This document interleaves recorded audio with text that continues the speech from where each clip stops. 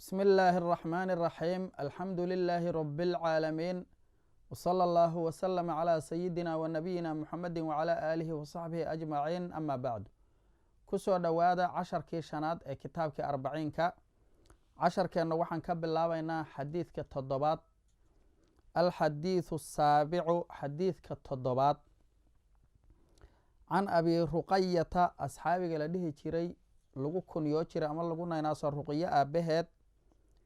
تميم ليرهد مجعيسى بن أوس إن أوسها الداري لو نسبي الداري رضي الله تعالى عنه الله كرها لنغده وحا أصحابي أسلقوا وريي أن النبي صلى الله عليه وسلم قال نبي عليه الصلاة والسلام إنو يري الدين الدين كي النصيحة وخير ميرس ووانا كلتلين وماركتي وناق يا خير وي دينك يعني النصيحة وي دينك معظم الدين يعني دينك انتي سبضنا لقوضة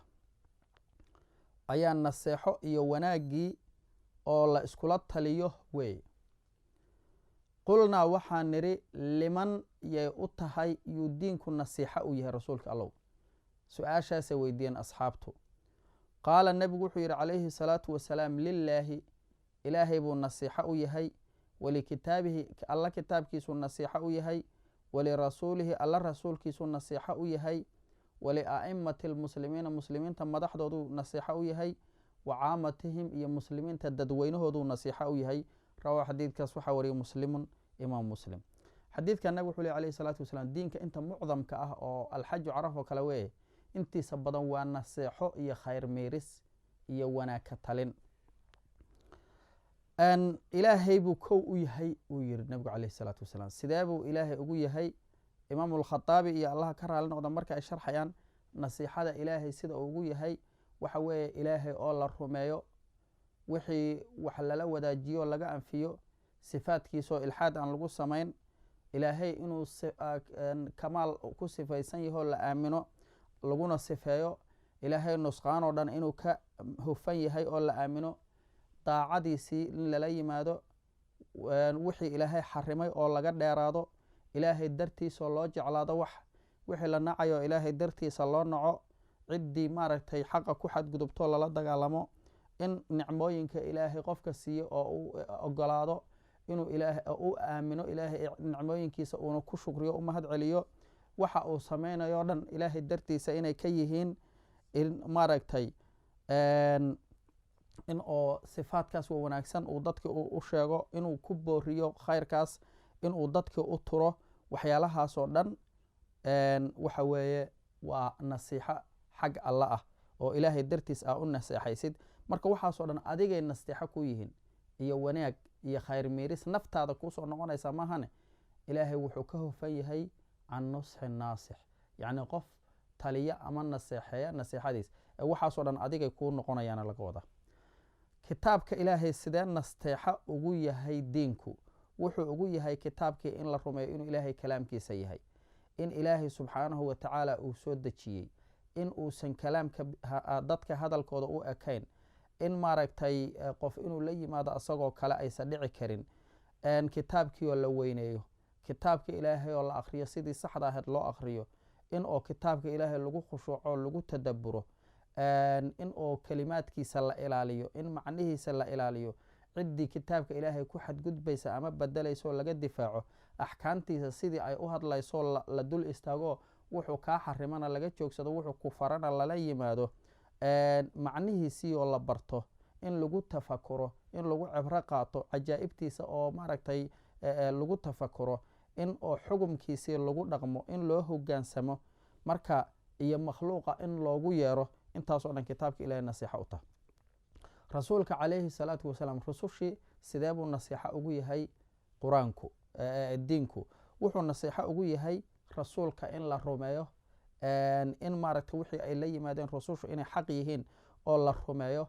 in la adeeco awaamirta iyo waxyaalaha rusushu ay dadka farayaan in sidoo kale la adeeco waxay ka reebayaan oo laga reebtoomo in rasuulkii loo heliyo hadduu nool yahay iyo hadduu dhinto ciddii rasuulka la colaho lala colaytamo ciddii la xiriirto rasuulka jeclaato la jeclaado in rasuulkii la weyneeyo la qadariyo in wadadiisii iyo sunnadiisii la nooleeyo, in dacwadii uu dadka ugu yeeraya la ajiibo, in sunnadiisii la faafiyo, in aan sunnada nebiga la tuhmin. maanta dad fara badan ayaa sunnadii nebiga calayhi salaatu wasalaam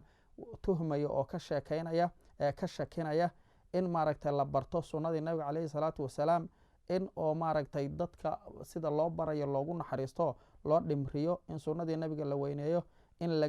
lagu edabsado, lagu dhaqmo sunnada nebiga, in oo maaragtay qofku uu sunnadii nebiga ka sheekeeyo isagoon aqoon inuu ka joogsado, inuu dadka sunnada nebiga macnaha faafiyo, la ixtiraamo, la qadariyo, akhlaaqdii nebiga oo lala yimaado, aadaabtiisii oo lala yimaado, nebiga asxaabtiisii oo la jeclaado, ahlu beytkiisii oo la jeclaado, wixii ilaahay rasuulkiisu diideen oo laga fogaado, iyo wixii oo bidco ah, in maaragtay asxaabtii nebiga aan loo banbixin. waxaasoo dhan oo aan lagu xadgudbin, waxaasoo dhan waxay ka dhigan tahay nasiixo nebiga loo naseexo. a'imada islaamka loo naseexayo oo diinku nasiixo u yahay waase macnaheedu waxa weeye madaxdii islaamka in xaqi waxa lagu caawiyo, in la adeeco, in maaragtay wanaagga loo sheego, in lagu baraarujiyo, loo dhimriyo, maaragtay si uturitaan ahon fawdo iyo keenin kasoo horjeed loogu sheego wax, in wixii ay halmaansan yihiin la ogeysiiyo, in xuquuqda dadka muslimiinta oo aan maaragtay soo gaari karin lasoo gaarsiiyo, leeraa dadkaasaa dhiban, in aan dagaal iyo fawdo iyo lagu qaadin, in oo dadka quluubtooda loo sheego, in oo la ilaashado nidaamka iyo hogaanka, in oo lala tukado, waxaasoo dhan in oo lala jihaado, in oo loo ducey, wanaag loogu ducey, maxaa yeele shar haddii loogu duco aday kugu soo noqonayaan. dadweynaha islaamka ah sida oo uu diintu naseexo ugu tahay waxa weeye in oo maaragtay diintii la baro, in maaragtay la caawiyo, in ceebahooda la asturo, inaan ceebahooda la faafin. maanta ceebaha muslimiinta in la faafiyo kaliya ayaa dhaqankeenu yahay, in qof kasta qofka kale inta wax ka duubo ama ceebtiisa dadka kale uu sii sheego, waa diinta nasiixadeedii ayay kasoo horjeedaa. in wixii dhibaya laga difaaco muslimiinta, wixii faa'iidaha loo soo jiido, macruufkii la faro, munkarkii laga reebo, ayadoo loo turayo, loo dhimrinayo, qalafsanaan aan lala gelayn, in loo turo, in kii weynaa la qadariyo, kii yarka ahaa loo naxariisto, in maaragtay xasadkooda iyo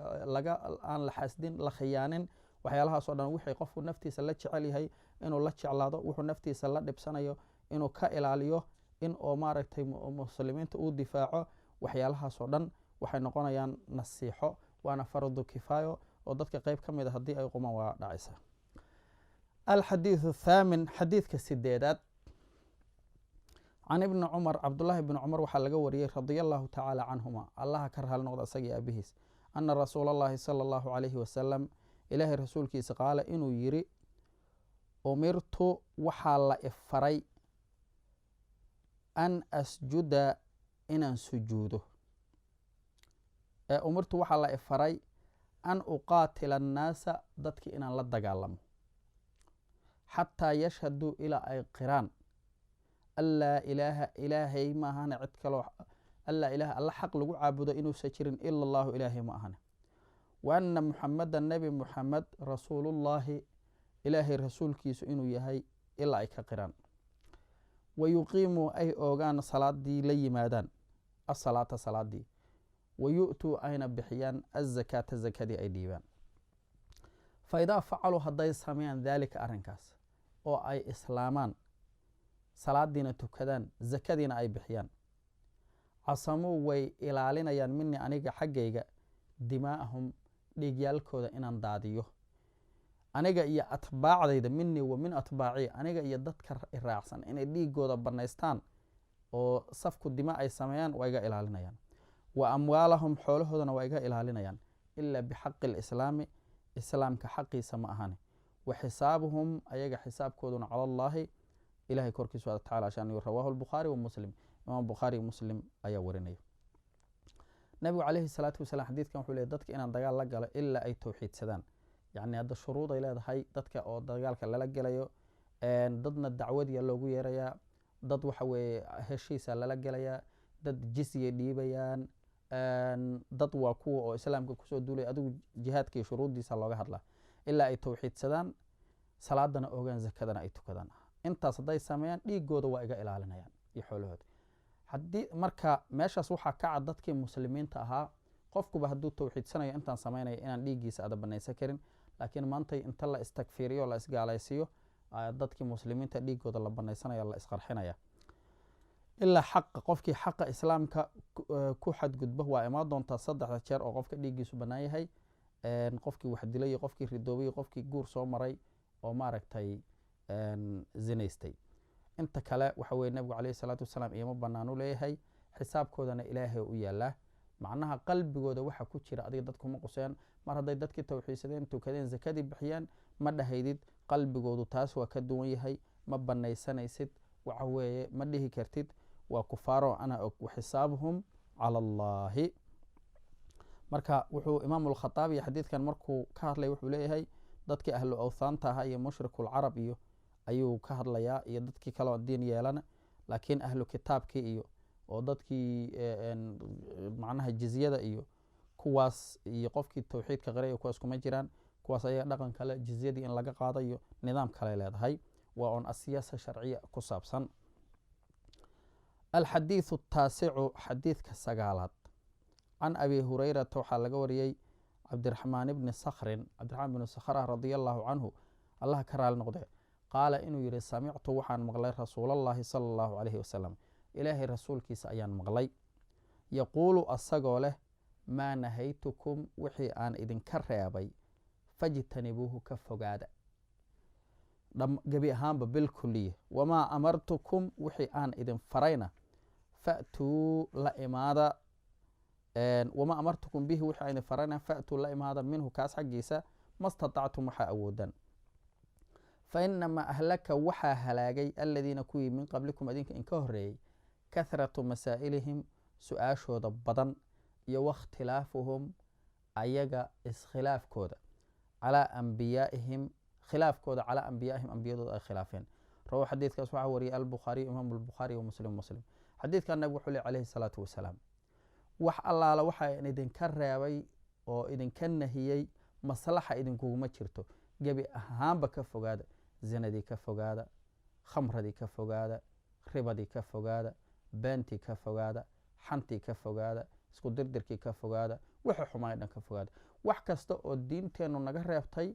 faa'iida noogu jirta, ama mid caafimaad, ama maaragtay mid adduunyo, ama mid islaaxa bulshada dhexdeeda, mid ka fogaada, taas kala reeb ma leh. wixii laakiin aan idin faray oo idin iri sameeya, laba maada wey, wax la isfaray wax la iska reebay, wix la iska reebay dhammaan ka tag, wixii laakiin aan idin faro iri la imaada, intii aa awoodaan la imaada. marka maalan ba waxaa nala faray waxyaala waajibaada iyo waxyaala sunna ah. salaadii oo kale 5tii salaadood aa nala faray, la imow 5ta salaadood, war ma leh. soomkii waa lagu faray, la imow. laakiin ka waran imisa salaadoo kaleo sunnaa jirta, imisa adkaar jirta, imisa khayr kaloo farihii kala batay jira. waxyaalaha aan waajibka ahayn oo dhan oo lagu sheego nabigu leeyahay qofkii saas sameeyey intaasu ajar u hela, qofkaas intii aa awoodid kala imow, intii aa awoodid kala imow, laakiin waajibkii la imow, waajibkii la imow. asagii laftigiisa waajibkii saa ula imaadida ula imaanaysaa. maalan ba salaadii haddaad istaag ku tukan karti ku tuko, haddaad ku tukan weydo awoodi weydo fadhiga lagu ogolaado, waa si intii aa awoodid. haddii aad awoodi weydid jiif ilaa la gaaro yacni heerka ugu dambeeya. sidoo kale markii la aado soonkii oo kale marar badanaa lagu fududeeyey haddii qofku uu xanuunsan yahay, haddii uu maaragtay musaafir yahay, markaas siduu awoodo ula imaanaya, iyo marar fara badan oo kaleo cunto lagu bedelay. marka calaa kulli xaal wixii aa awoodaan la imaadaa layidhi. macnaheedu maahan inaad salaadii 5ta farad waxaan tukanayaa markaan awoodo, maahan taas macnaheedu maaha. nabigu wuxuu noo sheegay calayhi salaatu wasalaam, wuxuu yidhi dadki idinka horeeyey waxaa halaagay oo baabi'iyey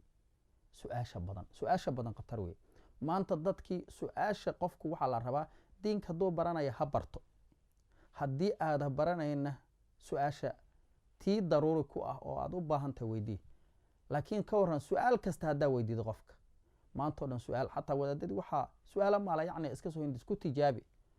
dadaa meel fadhi ku diriraya maantao dhan waxay rabaan inay hadlaan 12 saac, hadal kasta oo ay sheegaan waxay rabaan inay wadaadka u dili, haye shiiqiina waa nala jooga, shiiq ka waran. hadduu marka maantao dhan hadal kasta oo ay yiraahdaan uu maaga ka jawaab, horta waxaa dembiyaba qofku wax kastoo la weydiiyo inuu ka jawaabo khatar wey. waxaa la rabaa su-aal cilmiga markii lagu weydiiyo waxa aa hubtid inaad ka jawaabtid, wixii kalena aa soo baartid. laakiin dadkan maantao dhan wada fadhiya oo qaarkood ayagoon weligood iskuulna gelin jaamacadna gelin diinna baran waxay rabaan ka hadlayaan oo mar ay xidigaha ka hadlayaan mar ay leeyihiin luqadaha yaa ugu horreeyey mar dayax gacmeedka ka hadlayaan mar ay ka hadlayaan dhulka dhan mar kelimaday yidhaahdaanba hadday ku yidhahan ya shiiqiyaa nala jooga ee aada maagtid qanci dhibaata ku dhacaysa ayagana waa dhibaatay ku jirayaan. marka dadku su-aalaha fara badan su-aalaha qaarkood waxbay kaa xarimayaan waxaadan awoodinaad gorodda la gelaysaa. marka iska dhaaf su-aasha fara badan su-aashii kuu daruuri oo ku haysata kaliyaha weydii sida tacliimta diinteenu ayna barayso. sidoo kale waxaa halaagu leh nabigu calayhi salaatu wasalaam iyo khilaafka badan oo ambiyadooda ay khilaafeen oo wixii wadadii saxda ahayd ee ilaahay iyo rasuulkiisa la yimid ay ku khilaafeen. marka aan iska ilaalino waxaa muhima inaan iska ilaalino su-aalaha faraha badan ee maalayacniga ah ee qaarkood yani maalayacni aysa ahayn diin yihiin laakiin aad adigu u baahnayn. qofka maaragtay hadduu ku tijaabi uu leey dembi xataa ku dhacaya cilmiga oo iskaga cayaartidii waxaa imaanaysa. midda kale qof kasta oon wax weydiinayno inaan ka baraarugsanana wey. maanta macnaheedu ma ahan qof kasta oo wax soo jeediya in wax la weydiin karo. tusaale haddaan kasoo qaato dadka laba qayb wey. dad waa dad culamaho diinta barta oo masaa-ishii ka jawaabi kara kutubtii akrinaya. dadna waxa weeye dad dhalinyaraho inta isxilqaamay masalan ba axaadiis yaryar social mediahii soo geliya ayaan ku waday xadiidka hadba ama muxaadaraha kasoo dhegeysan ama soo qorteene ayaan ku waday kabacdi iska soo caanbaxay lagaba yaababa sheekhyada inay ka atbaac badan yihiin. qofkaas marka intaas kusoo caanbaxay ma weydiinaysa su-aalahaaga dhan? waa maya, ma weydii kartid. asagana maadaama uu soo caanbaxay haddii wax la weydiiyo cilmi ka badan gadaaloo dambuu isku celin lahan wuxuu isleeyahy dadka qancis uu leeyahy waxaas waa xaraan waxaas waa xalaal waxaas dembigu ku dhacaya. marka laakiin qofku waa inuu ogaadaa qof kasta oo diinta ka hadlaahi inuusan ehel u ahayn diinta wax laga weydiiyo. fiqiga ha ahaato caqiidada ha ahaato tafsiirka ha ahaato qofka diinta bartay ee kitaabihii akriya ee diinta yaqaana weydiiye. laakiin qof kastood muxaadara asoo ka hadlaya ka maqashid hadhihin shiiqa waxa ii sheeg. maxaa yeelay caafimaadkaaga ma weydiisid qof kasta. haddaad farsamo engineering rabtid qof kasta ma weydiisid. diinkaagana qof kasta ha weydiin. haddii kale hadhow qof kasta inta weydiido hadba kan weydiidid oo hadba kan weydiidid oo kii xadiid yar facebooka soo geliya weydiidid oo kii 5 xadiid maalmood soo geliya weydiinta wax isku duwan lagu sheego kala jeedo lagu sheego hadhiin hadhow diintaana wareerisay wadaadana wareeriyay. maxaa yeelay adaa is wareeriyay. horta marka hore wax weydiinaysid iyo dadka wax weydiinaysid u fakar qofku diinka ma yaqaana mise ma yaqaano. intaasaa laga rabaa inaad fahantid qof walbo. marka hore adigu diinka ilaahay aad fududaysat fadhi ku dirirka 12 saac maantay qof kasta waa jawaabaya mas'alo waxaa samee anaga Soomaali haddaan nahay qof kasta ma banaana markuu ku yiraahdo ma banaana oo ku leeyahay sheekhow ka waran. qofka ku imaanay wuxuu ku leeyahay sheekhow qofa waxaas weydiiyo markaasaan ir waa xaraan ama waxaan ir waa xalaal. haye sheekhow ma qaldame. horta inaa waa xalaal iyo waa xaraam tiraahdid aadba ku soo qaldantaba dembiyaad soo gashaba inaad jawaabtid. walaa taqulu lima tasifu alsinatukum alkadiba hada xalaalun wa hada xaraam. waxyaalaha beenta carabkiinu ay tilmaamayaan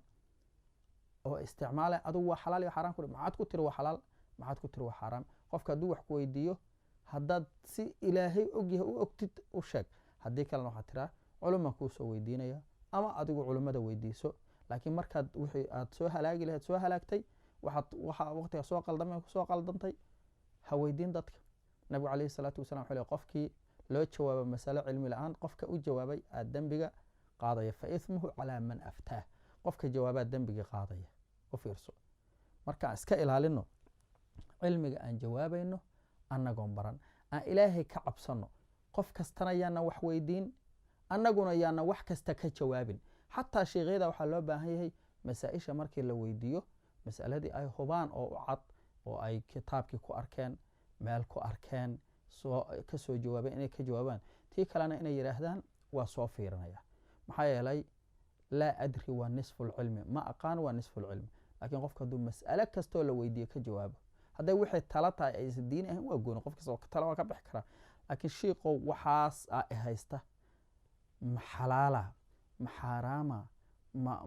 ma ansaxayaan ma ansixin miya markay tagto wixii ilaahay kugu ogyahay oo aad hubtid u sheeg dadka. haddii aadan hubinna waxaad tidhaahdaa waa soo fiirinaya mas'aladaas taas ilaahay hortiisana waa ku badbaadaysaa ummaddana waa badbaadinaysa haddii kale ummadda halaaga ku ridaysaa haddaad marka maanta masaladii jawaabtid oo aad ku fakartay berri ay kuusoo cadato qofkii markuu ku dhaqmo haddana jawaabtid dhibaata ummadda imaanaysa nabigeena calayhi salaatu wasalaam ayaa niman asxaabahu meel aaday ayaa waxay nin ka mid ah waxa gaareen markaasuu qubays ku waajiba ninkii habeenkii markuu seexday markaasuu yidhi war ii sheega nabaraa madax iga gaaree ma booraysa kara maxaan sameeyaa markaas yidhi waa inaa qubaysata ninki waa qubaystay waa u dhintay nabigu calayhi salaatu wasalaam markii loo yimida loo sheego ninkii hebela waa dhintay nabarkaasaa gaaray qubaysaan yidhi waa u dhintay nabigu wuxuu yidhi calayhi salaatu wasalaam qataluuhu qatalahum allah ayagaa dilay yidhi ilaahay ha dile markuu fiirso yacni su-aasha qofka uusa aqoonoo ka jawaabo waxaa ka dhalanaya dhimasho waxaa ka dhimanaya reero ku burbura waxaa ka dhimanaya halaag waxaa ka dhimanaya xaaraan la cuno waxaa ka dhalanaya qofku xalaal u haya ka xarintay khatar wey aan iska ilaalinayaanan taas samayn insha allah ilaahay hana hagaajiyo reeraheena hanoo hagaajiyo ummadda allah hanoo hagaajiyo caruuraha allah hanoo hagaajiyo culammada allah hanoo hagaajiyo hogaamiyaasha allah hanoo hagaajiyo ganacsatada allah hanoo hagaajiyo dumarka allah hanoo hagaajiyo ragga allah hanoo hagaajiyo bulshada qaybaheedoo dhan allah hanoo hagaajiyo qolo kasta ahina shaqada ay bulshada u haysaan kuwii si saxa uga soo baxa allah naga dhigo diintana kuwa bartoo fahma allah naga dhigo billahi tawfiiq soomaalida u hiilisay ha noolaato